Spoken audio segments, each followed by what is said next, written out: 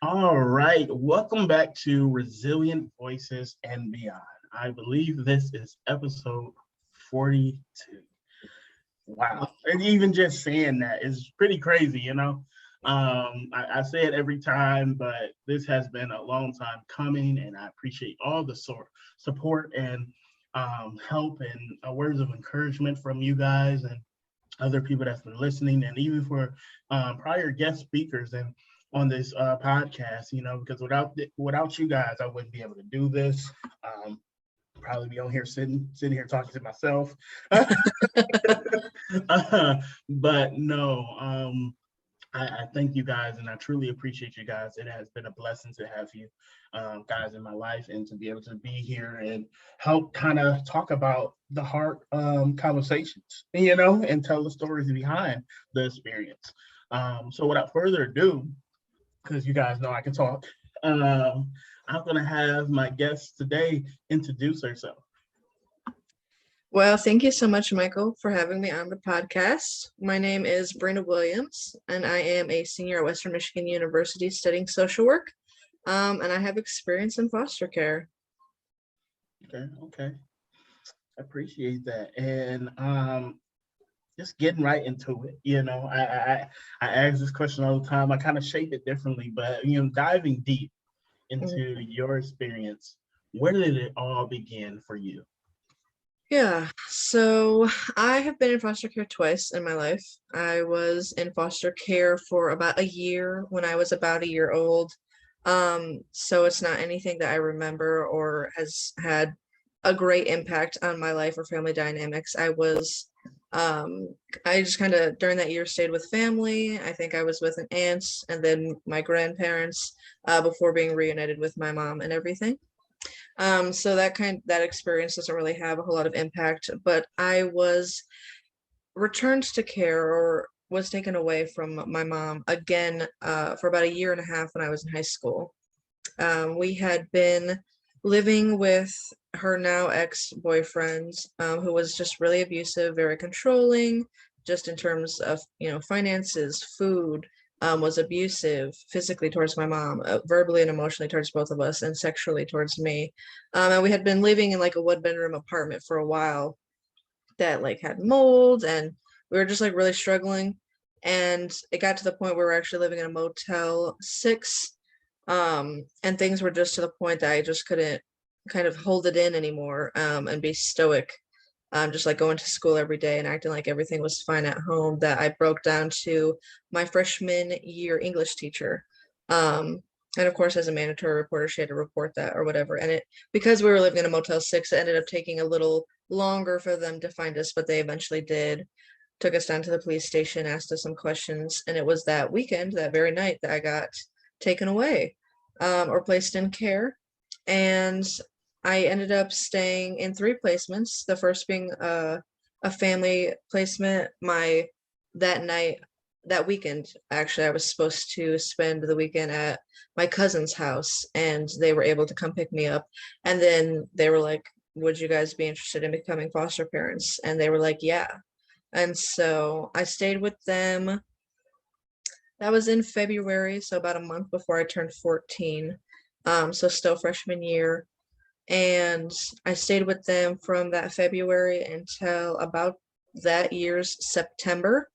My cousin she was pregnant over the summer. The baby had a heart murmur. There was a lot of stress and anxiety in the household. And it just was ultimately best that they were unable to keep me, which was fine. It was kind of scary just because there aren't a lot of houses or homes that take teens. So it was a struggle trying to find a family that would be willing to take me. I was lucky enough that my case was through a private agency, so I had the same caseworker for the majority of my time in care. And so she was just great to like have that rapport with, and was able to like really work on like finding me like a family versus like putting me in a group home. And so a family was eventually found. We actually like went on a date, so to speak, to try to get to know one another before I moved in. And I stayed with that family from that September like mid-September that year until about December. And that foster family, just that home in general, was awful. That was like the worst experience I'd had since actually going through the initial abuse that got me placed into care. Just, I don't know, the family dynamics were all over the place. And it was like a mix of like how bad my mental health had gotten from living with them and the way they were treating me. And I told my caseworker, like, you know, if I stay here, like, I think I'm gonna kill myself. Like, warning, like, I struggled with I've always kind of struggled with depression, anxiety pretty bad, and then PTSD from my experiences. And again, living in with that foster family was just like the worst experience I had had since the initial abuse, which even then I had suicidal ideation and had even self-harmed. So it, yeah, got to the point where I was like, hey, like, I need to be put back in therapy, because as most, well, I guess most people wouldn't know unless they've experienced foster care, how we're required to go to therapy and placed in therapy by the courts or whatever. So I had been initially, but Medicaid at the time only had like 20 visits per year, and we were using those visits for family therapy between me and my mom too. So I had run out of visits and wasn't in therapy currently when I had started living and through my duration of living with that second foster family. And so I like begged my caseworker. I was like, I need to be put back in therapy. Like, it's gotten to the point where I literally think I'm going to do something super drastic if I stay here any longer. And so it was that, coupled with they had a foster baby, a baby that they were fostering and were hoping to eventually adopt. That they had had me watch one time when they had went to the store, which is a really big no-no. Foster youth aren't supposed to watch other foster youth. And it was kind of like those experiences, and then also push from my CASA worker. I had a court-appointed special advocate through my time in care. And that foster family just made it extremely difficult for her to come visit me, for us to have any sort of relationship.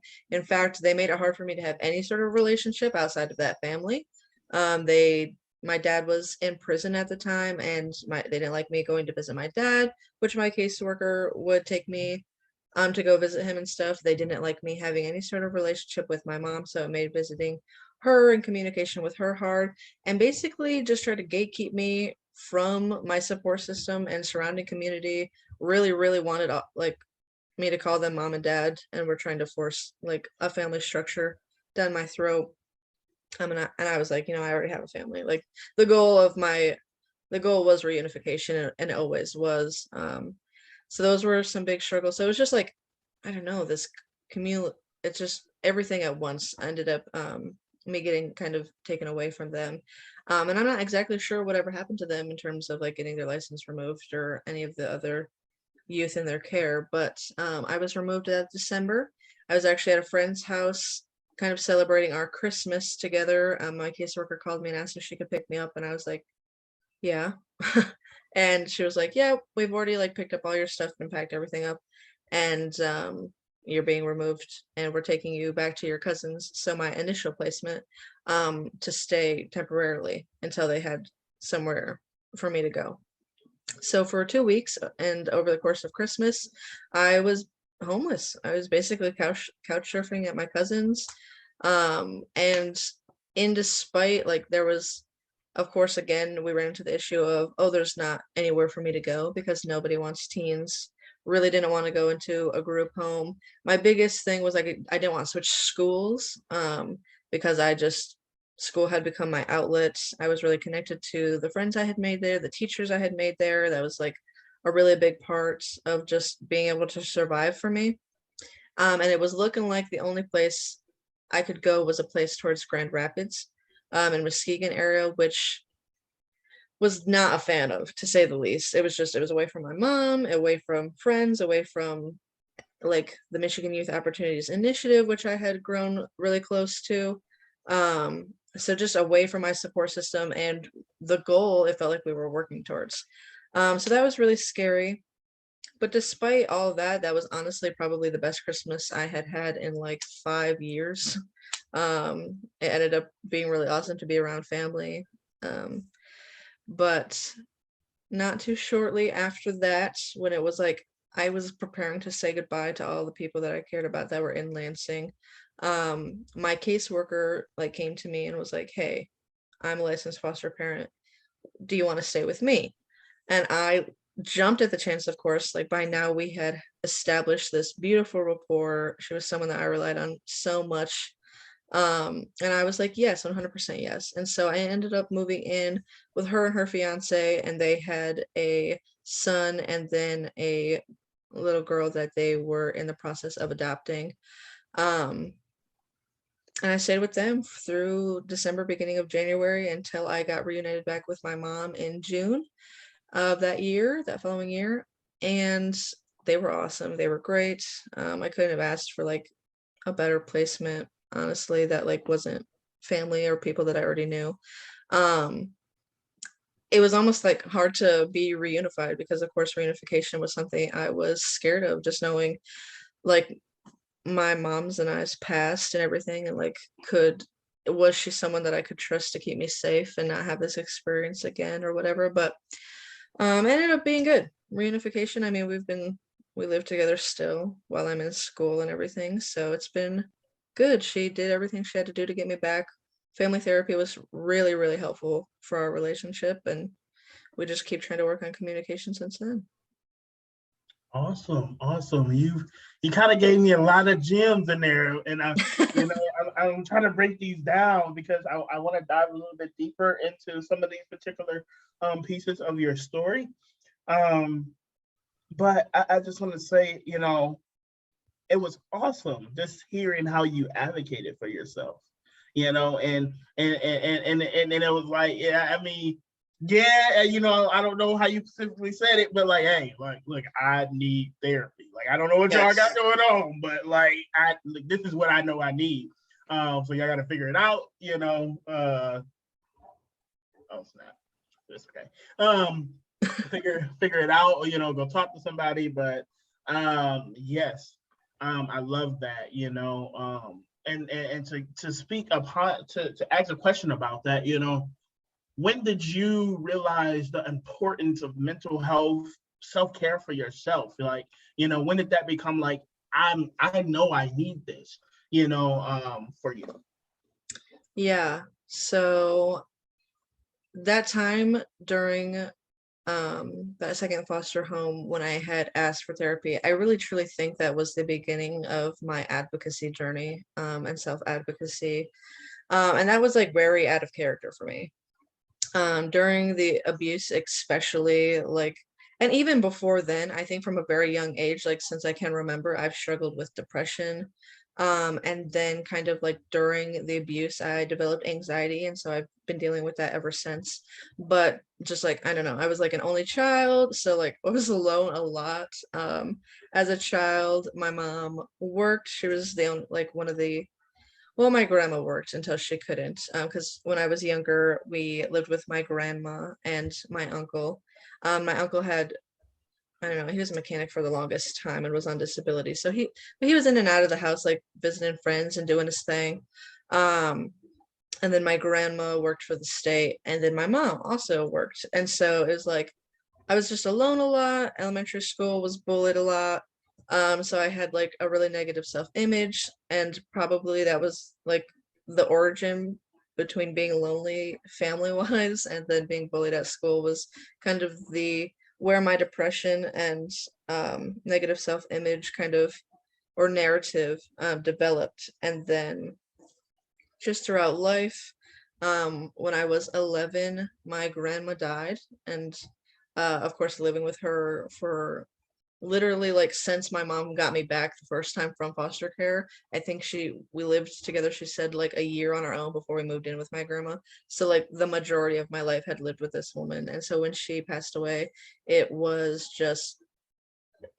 hard. I had experienced death before, but no one I had ever been so close with. And I remember that was in 2012, so I was 11, and I just remember that was the first time I had ever experienced like suicidal ideation.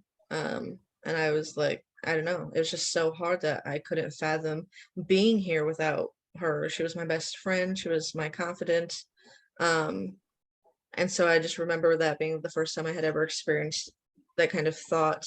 And go like, I guess I didn't know, because it was my first time and I had like no one around me that had experienced that kind of thing, not knowing the severity of that, and just kind of casually mentioning it to my teacher one time, like how like, wow, I wish I was with my grandma so much that I wish I wasn't here. And they like sent me to the office. They're like, wow, she needs to be put in therapy. And so that was actually my first experience with therapy. So actually prior to care, not a good experience. It actually, I was in therapy that time for like about a year. I did not connect with my therapist. Every time we went, it just, I don't know, I didn't want to be there. It did not feel beneficial. It made me feel worse. And then it turned me off actually to therapy. So just kind of setting up that precedent that that was something that I didn't want to do, or be a part of or have anything to do with. And so then we went through the abuse. About the time, like 6 months before my grandma passed away, was when my mom started dating her ex. And so it wasn't really until my grandma passed away that like the abuse started showing up. You know, everybody puts on a face like, wow, he's such a great guy, like whatever, and then true colors come out, you know, after a while. So like I said, we, gosh, lived with that for years. And my depression got just awful. Like um and then I also developed anxiety just having to live in that environment, not knowing what I could say or do, or how to act, like very cognizant of even like my facial reactions and like breathing, because I never knew what would set him off. Um, and so the abuse was just like, I was on my toes every day, just survival mode. My depression got so bad that, like I mentioned earlier, I did self-harm.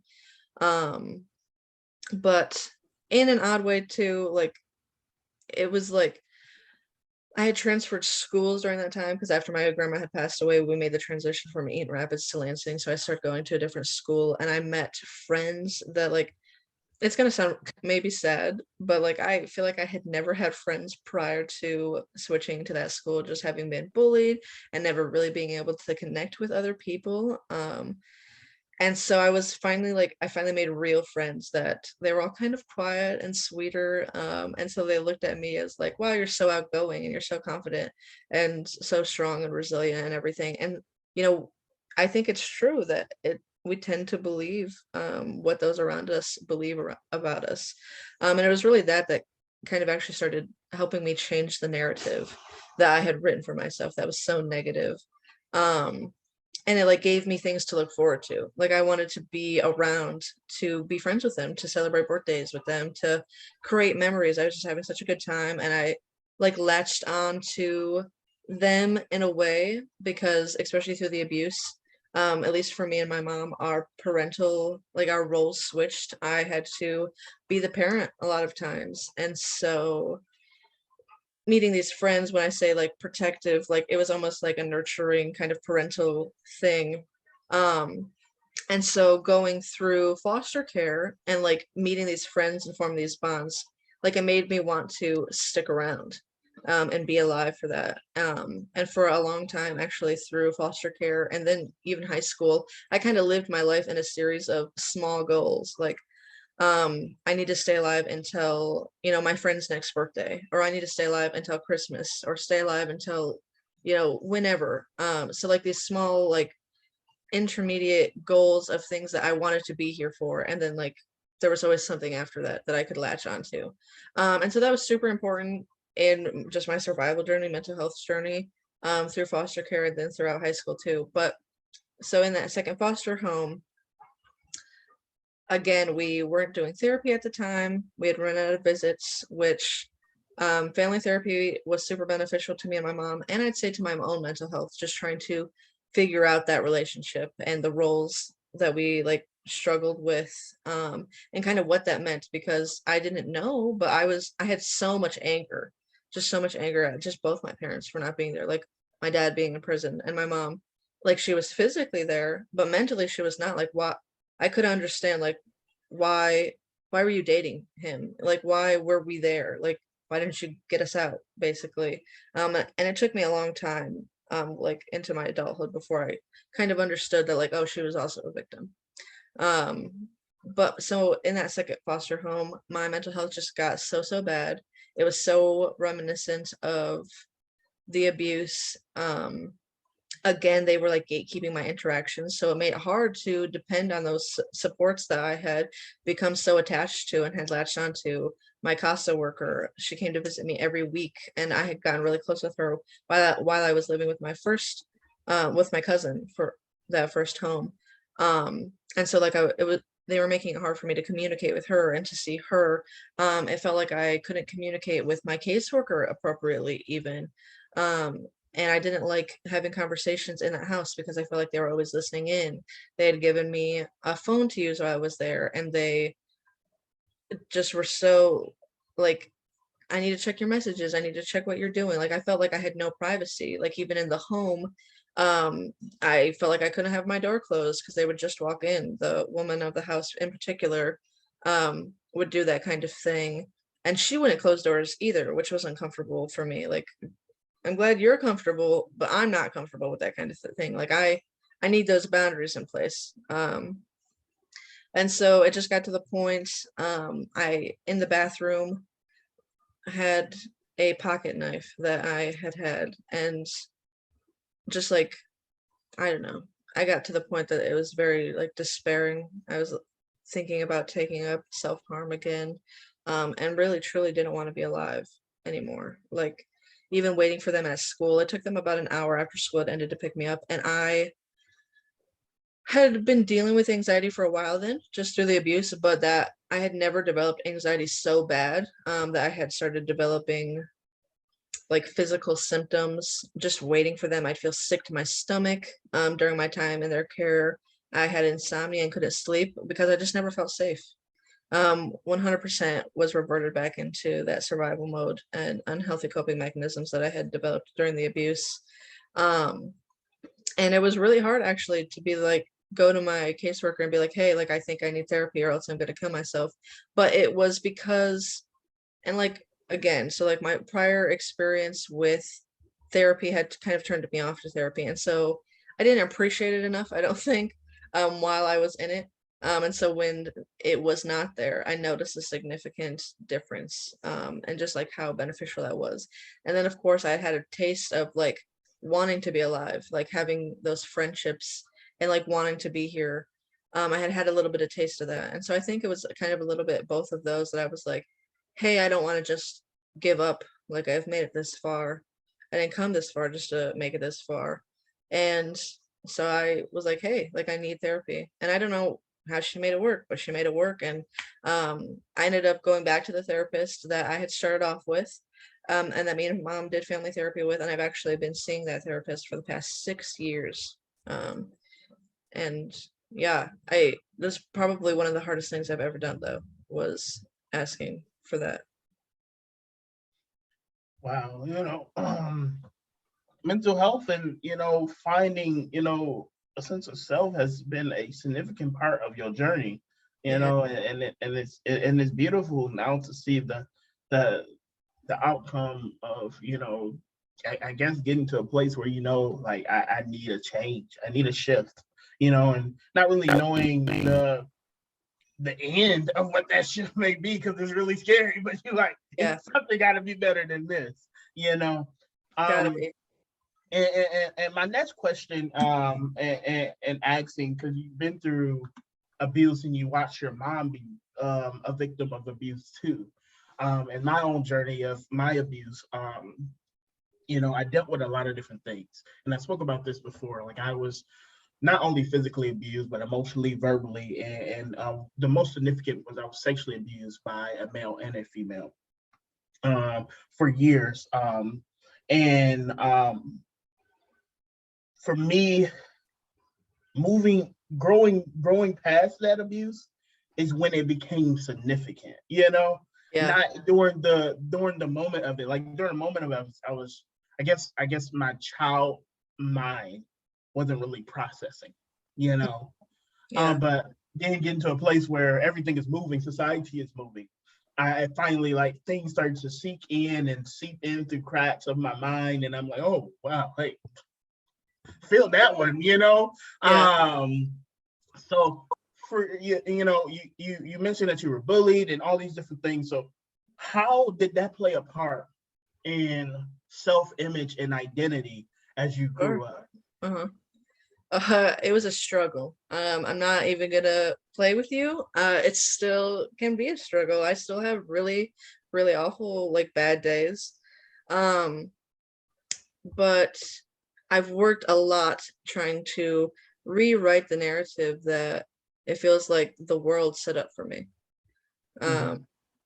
so being bullied throughout elementary school, I had this awful self-image, and then that was kind of exacerbated by the abuse. Just like I can't even part of my abuse, as I mentioned, was being sexually abused, and it made my skin crawl just to like even be in my body. I think a big part of my coping was not being present, kind of having like an out of body experience in those moments. But it's definitely something that like throughout the rest of high school, like in care and then after care, and then even after high school, that like I've been struggling with, and trying to figure out because I don't know. There's just this like, how can this be happening to me kind of feeling? Like, how can this be my body and the experiences that this is happening? And it is so hard to overcome that, to like not view, at least for me, to not view my person, my body as a vessel of just shame.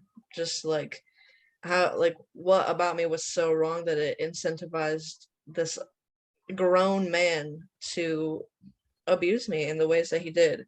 Um, and so that was something I struggled with a lot throughout high school.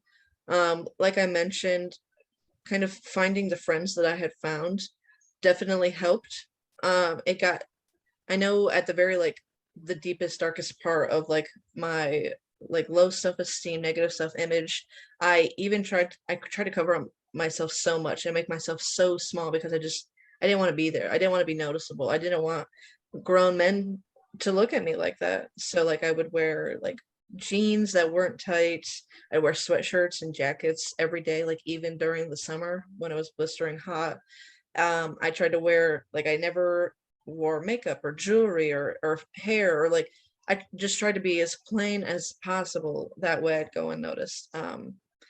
And so it was meeting the friends that I have now, that they were like, wow, you're so outgoing, you're so confident. Like, it was through that. And then I also did color guard throughout high school, which kind of got me physically active, that like really helped grow my confidence, like having to perform during marching band in front of people, and like people that being like reciprocated well, and being like, wow, you're so cool, you're so awesome, I could never do that. Like that like stroked my ego for sure, but it like really helped kind of start the change of that self narrative. And so, since then I've done a lot of work in therapy dealing with that, and then also like out of therapy, just like I worked at it. My first job was at when I was a student at Lansing Community College. I worked in the fitness center. So like fitness has kind of become a big part of my life. So feeling like physically well, but then also doing the internal work too. Like um just trying to like love on myself, like I mean, sure, like even if physically I'm like, wow, like this is like, fine, it's good, it's whatever. Like it's internally, that kind of stems from that, just like being able to appreciate my body in all its forms and what it does for me. Like it carries me every day, like I'm alive, and because of all the work that it's doing, not what I'm doing. So being able to appreciate that, and then also doing a lot of like the mental work and overcoming the abuse, and just kind of like what that has done for my self-image. Because for a long time there was a lot of shame, a lot of guilt that like, and I think that happens a lot with sexual assault survivors. It's like, how could it goes less from being the fault and the blame of the assailants to being like, how could I have let that happen to me? And so I was dealing with those kind of thoughts, and it has taken a lot of work through therapy, um, to be able to overcome that, to recognize that like I was a child, and he was supposed to be a safe adult, that like that that was not my fault. Um trying to, I guess, speak to my inner child, trying to take that off of her, because it was not her fault. Like, she was just doing her best to survive. Um, so I've been trying to just build that relationship with myself over the course of the years. And like I said, I'm not anywhere near the finish line. Don't know if I ever will be, or if there even is a finish line. But I think getting involved with advocacy, MY, Michigan Youth Opportunities Initiative, being able to speak on my own experiences has helped me so much, and just being able to digest what has actually happened, and like how much of that I need to take on, and how much, like, can I let go, and what that looks like, because it looks different for everybody. And another thing I think that was like super imperative to this self-image, this journey, this of self-love, this relationship with myself, has really been, a big chunk of that has been, I don't know how to describe it, just court. So part of this journey, my experience, about a year and a half after I was returned or reunited with my mom, so 3 years in total since I had first been placed in foster care, my uncle that me and my mom had been living with, because she ended up moving, initially breaking up with her ex and moving from like being dependent on him and living in that Motel 6 to living with my uncle. And so when I was reunited, we lived with my uncle. And he had passed away. And then my dad had also just gotten out of prison after 8 years. And I don't know, it just, like, later that summer, that happened in early spring, later that summer, I had just offhandedly told my dad that I was raped. It wasn't like anything, it wasn't a big deal to me because it was something I had been living with for so long, but that wasn't a conversation I was really having with anybody yet. And exploring that sexual abuse and that part of my story and what had happened to me. And my dad was like, whoa, wait a second, like, hold, come again? Like, that's a big deal, And he was like, have you told your mom? And I was like, no, like, I've never sat down and told her that. Like, I would be surprised if she didn't know. Just based on how it was. I would honestly be so surprised if that wasn't an educated guess that she could have made, but I had never sat down and had that discussion with her. And I didn't think, like, it wasn't something I was ready for. But my dad was like, if you don't tell her, I'm going to. And that was rocky. Like, me and him had been building that relationship. Prison, I had this ideal image of what a dad is supposed to be. And I've grown a lot since then too, just recognizing that my parents are human and they're not perfect. And like, kind of like, as I've been able to grow up, I've been able to like see them as people a little bit more than the idolized parents that I think a lot of kids have, but that was just, he was like, if you don't tell your mom, I'm going to. So I was like, well, dang, I've got to tell her now. And so that day when she had come home from work, we sat down and we had that discussion. And I don't know, she seemed like she didn't know. And that both shocked me and angered me. Like, I couldn't, like, how could you not have known with everything else that was going on? Like, there were so many clear signs. And it felt like, sure, I had never told her, like, hey, I've been sexually assaulted, hey, I've been raped, but those were unspoken words that were there. And so it, like, that revelation kind of opened up a lot, just not even within myself, but with my parents too, just trying to rebuild those relationships. And me and my mom, it felt like had come so far, but then that conversation made me realize, how far have we actually come and how much more work still needs to be done. But revealing that to my mom, my dad had decided to call the cops about it. And I was so upset because that was my decision. Like, if I wanted to take that to court, but I can also, looking back, recognize, like, hey, he was a parent, like, his child had been harmed, he was not there, like, he probably felt so powerless, and that was probably the only thing he felt like he could do. And so I'm able to recognize that now. But that still, it like coexists, and I don't think those things cancel each other out. They coexist at like, hey, that was my decision, and I'm upset and angry that you did that, while also being able to understand I can understand why you did that. But that sparked court. That sparked a case. It sparked a case against my mom's ex and my abuser.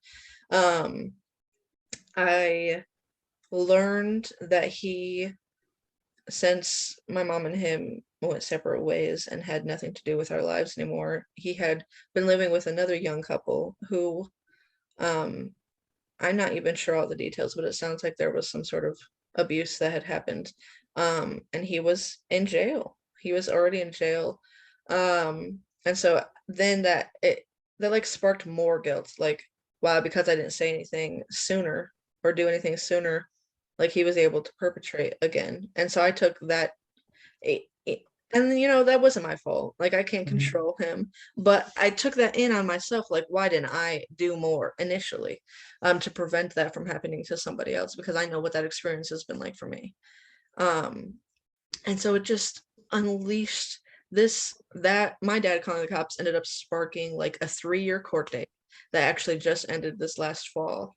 And it just, the conversations in therapy, the conversations between my parents, the experience definitely made me and my mom's relationship stronger. I have never felt more supported by her, in terms of her being like, this should have been your decision and the rest of it is going to be, like, just supporting what I wanted. The experience was rocky for mine and my dad's relationship, for sure. There's actually one particular comment that he made, and bless his heart, that he was like, I thought I like, even because, of course, my worry was like, this is going to reopen a lot of wounds that I've worked so hard to either, like, some of them have been healed, some of them I've just tried to hide away from the world. And like, it's going to reopen all of that. And I was beyond terrified to go to court and have to testify, and recount that in front of him, and have to like witness the expressions on his face, or have to hear whatever it was he might have said in his defense, because I can't even imagine. It didn't get to that point, but there was a conversation that my dad and I had where I was trying to express those feelings and that fear, and from that trauma, that my dad had made the comment like, I thought I raised you better, that like, even if it's at your own expense, that you have to do whatever you have to do to make sure the bad guys get what they deserve or get those consequences. And that was a very big catalyst in our relationship, for a while there, because it's like, hello, like, you didn't raise me, like, and that tells me, it almost like, do you even care about my well-being then? Like, I couldn't believe that was a conversation that we had. And for a while there, we weren't talking. I wasn't taking his calls, and just wasn't ready. That like reignited so much anger I'd had, like feelings like that I hadn't dealt with about him even being incarcerated himself. Like, you weren't there to protect me. Like, here I am, was so angry at my mom for so long for not getting me out of that situation when I had another parent that just wasn't there. So since then, we've done a lot of work, and our relationship's in a really, really good place. Both my parents, I feel like I can rely on them for a lot. They're my biggest supporters, but that experience was really rough. And then also through that experience, I had also just never brought it up in therapy. Like, again, just never was like, yes, I've been raped. Like, let's talk about this.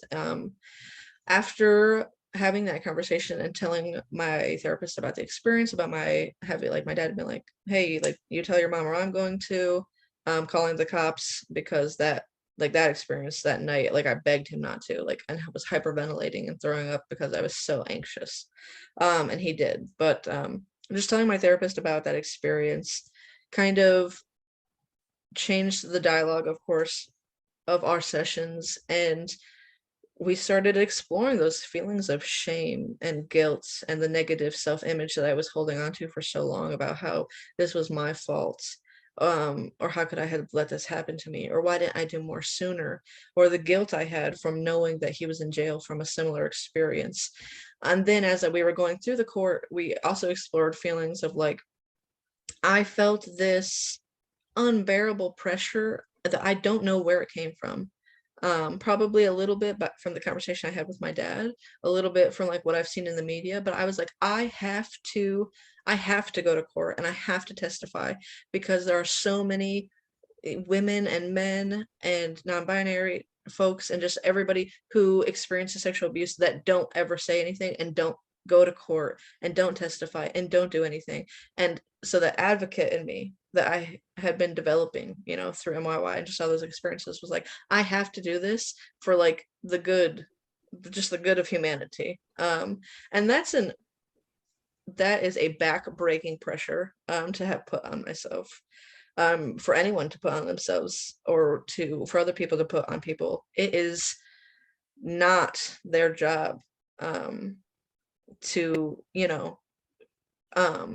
what's the word I'm looking for? Like dish out consequences. Like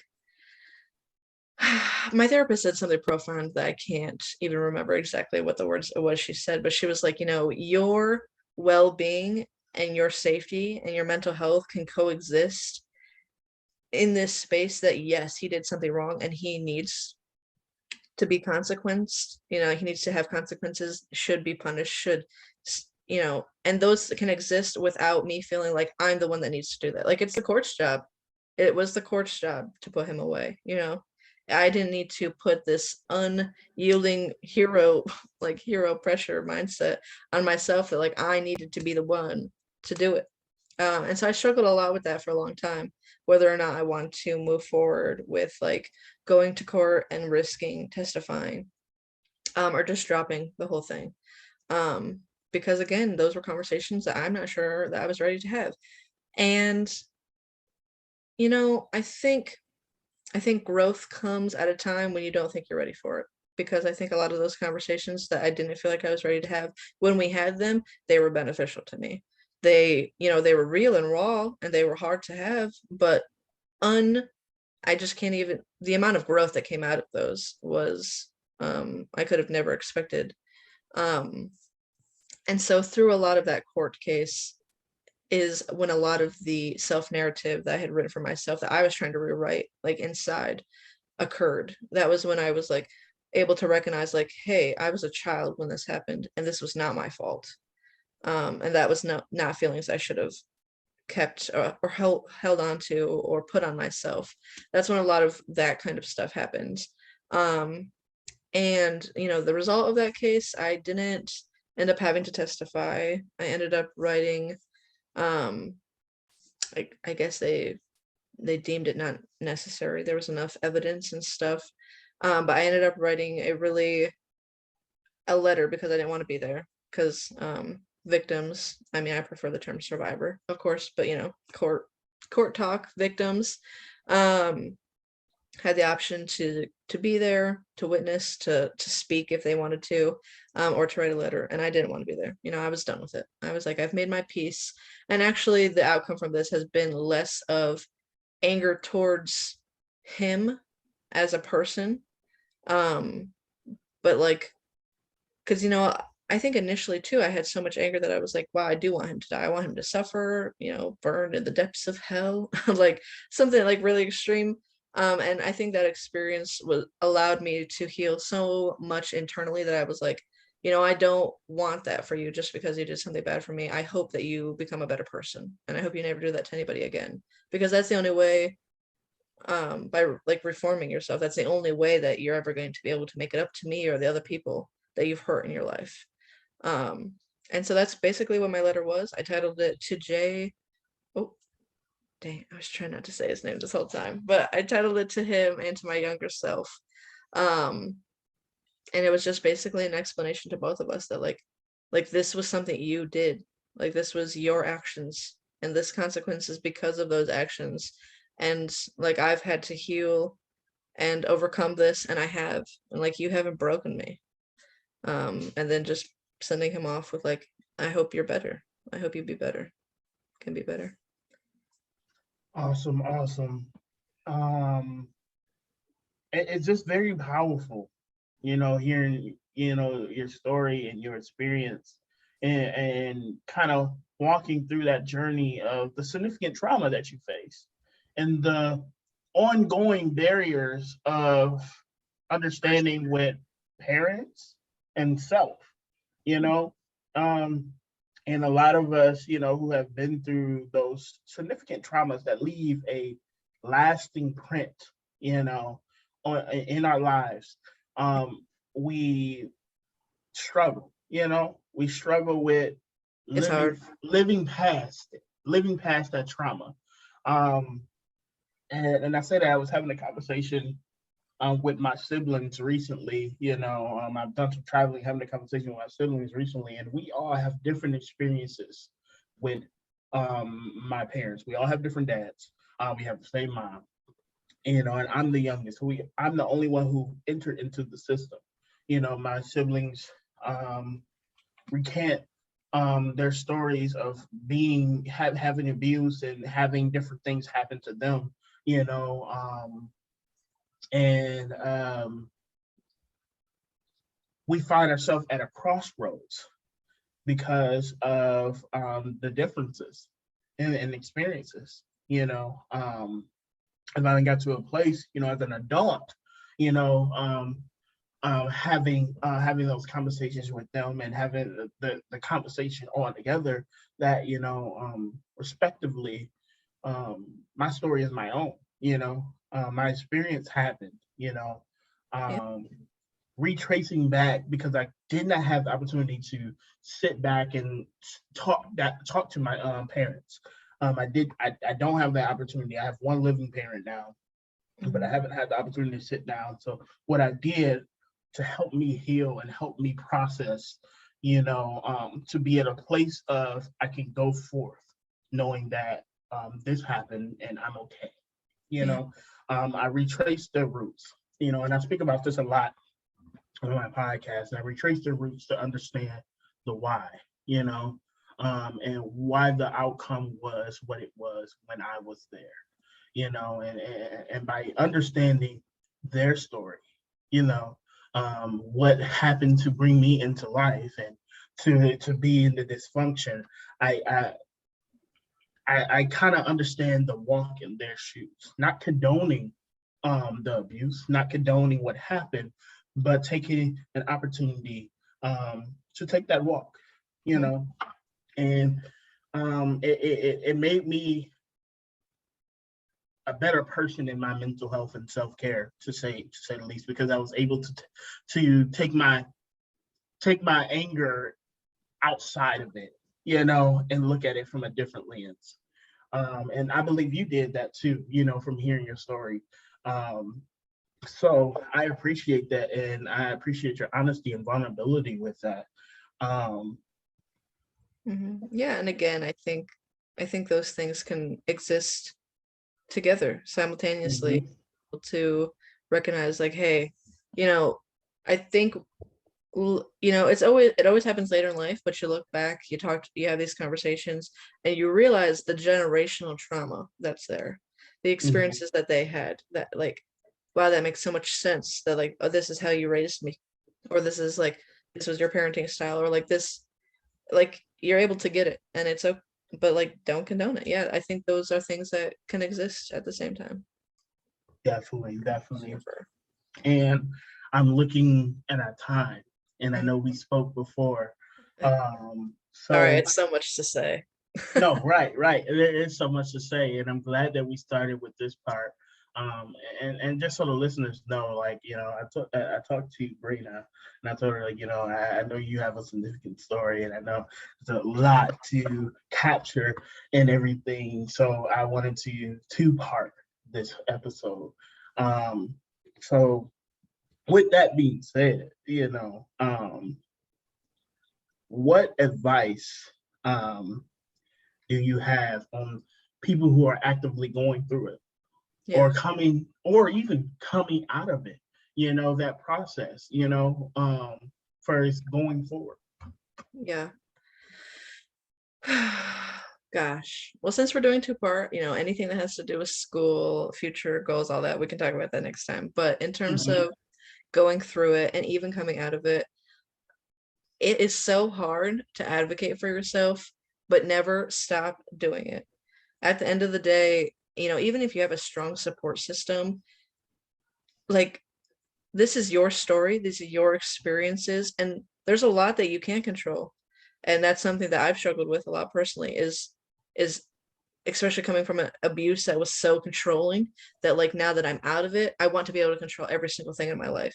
And that's just unrealistic. And it stresses me out. And I overthink everything. But just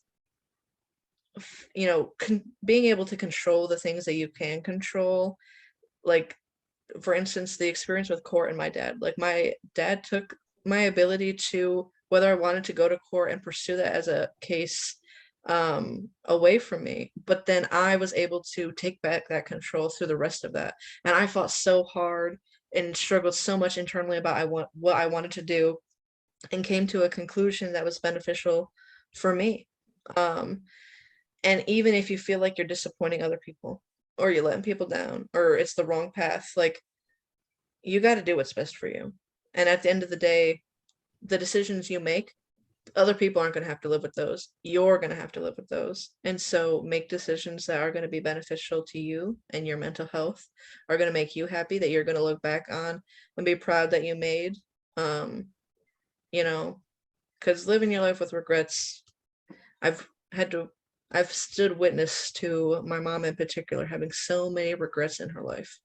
And it's holding her back from living now. It's holding her back from looking forward to things in the future and being able to be present because there's just so many things that she wishes she could change. And it's like, there are things, experiences I wish didn't happen to me, but I'm able to recognize that like each and every experience, no matter what, has led me to this moment, to have this conversation with you, to being the person I am, and just trying to like, even if they were awful experiences that I've had to work through, I'm able to appreciate the person I am now. And wouldn't, given the chance to go back, I don't think I would change anything.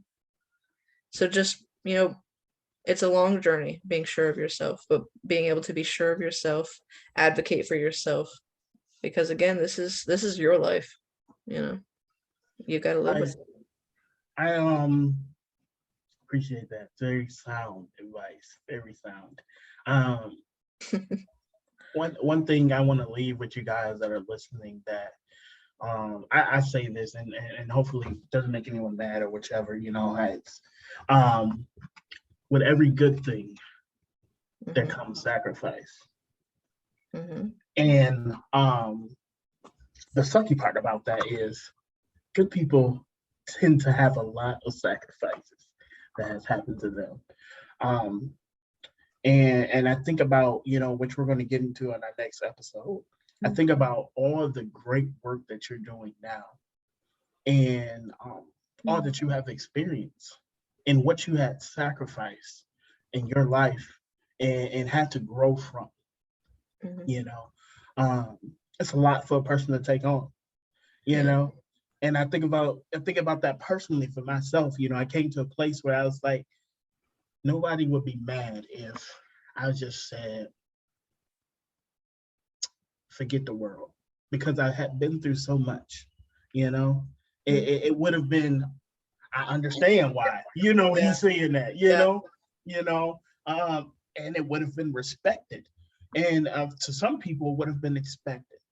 Mhm, But you changed that, you chose something different, from what you've been through. You chose resiliency and perseverance and to continue moving forward.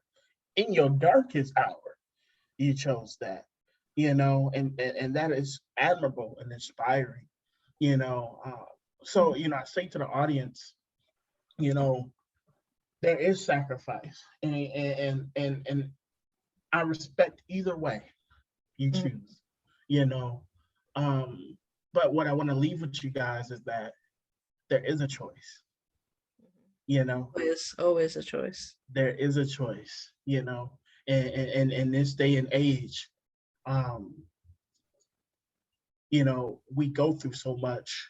You don't have to have been in foster care. You don't have to have been in anywhere, in any system, whether it's correctional, child welfare, whatever. You don't have to have that direct experience, but we all experience something, So in knowing that, I hope that you guys take Brina's words in and take heed of them, but also take in the experience of mental health, that journey, that journey never stopped, even though you got, turned off by, therapy at first. It was still something in there that was shifting and making you want to grow a different relationship with your own mental health.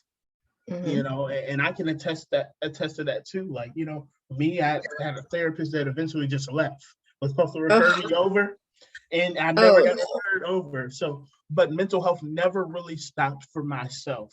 There was always something that promoted me to think about where my mindset was, and sometimes unknowingly, it was happening, either by talking to people or spiritually with faith or with something. It was always going. So I challenge you guys to take heed of your own mental health. Start those conversations in the household. Start the conversations and the dialogue with your friends. Be authentic with yourself and authentic with your health and where you want to be. And it's okay to not know where you want to be or where you see yourself when you have that conversation. But know that there is sacrifice and there is a choice. But you can choose goodness and healing, or you can choose to, I'm past it. I'm just going to continue living. But there is a choice. And if that is, I promote you guys to seek out support and help, and like Dumbledore said. Yeah, like Dumbledore said, there's always help for those who ask. Definitely. And therapy has advanced so much, music therapy, so many different things. So that's my only spiel, I'm not going to rant on, and ending this out. COVID is out here. It is real. It is doing its thing. Please stay safe. And not even just COVID, just stuff. It's out there. The world is it's rough right now. Man, please just be mindful of each other. It takes all of us to take care of each other. And I know it's like, well, what do I got to care about this person? I don't even know them. I get that. Respect it. But it takes a village, and that village is all of us together. So by you taking precautions to make sure that you're healthy or, whichever, it helps everybody. And you never know if you're single, married, whichever. If you're single, you might be protecting your future, whoever, So if you got to think about it in that way, But I just want to say again, I appreciate you guys and thank you for being on here. Thank you for being so vulnerable and open and honest. It's all inspiring to hear your story and your experience. And I greatly look forward to walking down this journey and your expertise on the next episode. Thank you for having me and holding this space and having these conversations, because it's necessary. It's so necessary. And I look forward to the part 2. Definitely. So without further ado, you guys have a great day, great night, great morning, great whenever you're listening to this. Just let it be great. And you guys have a good day, whichever. This has been Resilient Voices and Beyond.